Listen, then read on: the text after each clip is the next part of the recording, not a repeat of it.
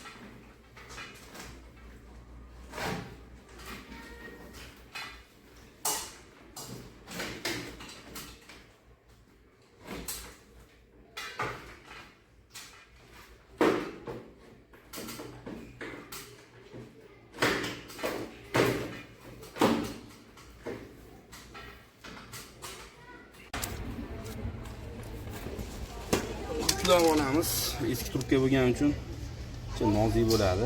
Kulib qolish ehtimoli bor. Biz hozir bosdik.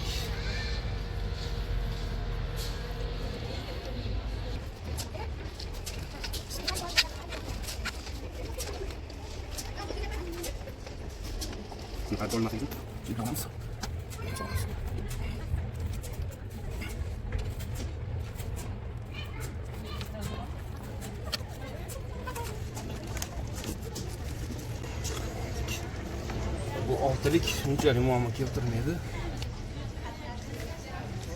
Mana shunga qo'ldan ishlab olsak bo'laveradi. Endi shunga moslab turib, kranchlarni qatirib,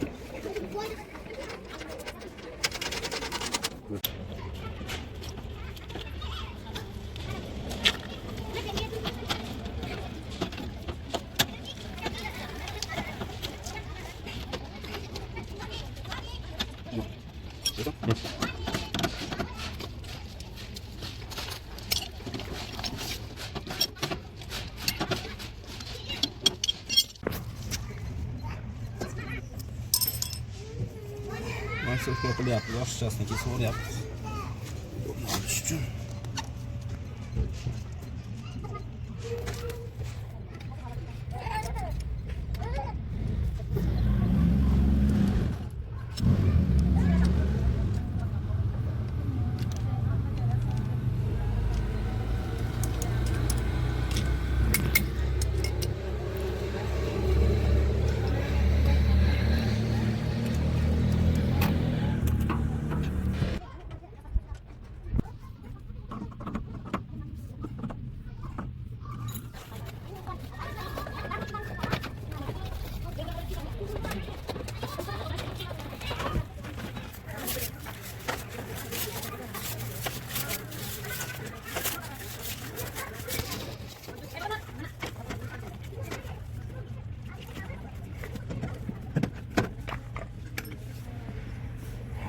Demek bitti mana shnurimiz biz ko'k qizil bo'lib bo'layotganmiz. Buni qilib kesib qoldirilgan ekan. Qolganlarga ham shuni tavsiya qilaman. Kaynsini yechilayotganda o'zini kesib qoldirilsa, keyingi qo'yiladigan ustiga oson bo'ladi, bilinadi. Kaysini qaysiga ulasam ekan deb Mana shu yaxshi qilingan ekan. Mana demak shnurimizni ko'k qizilini baqillaymiz. Bunisini baqillaymiz.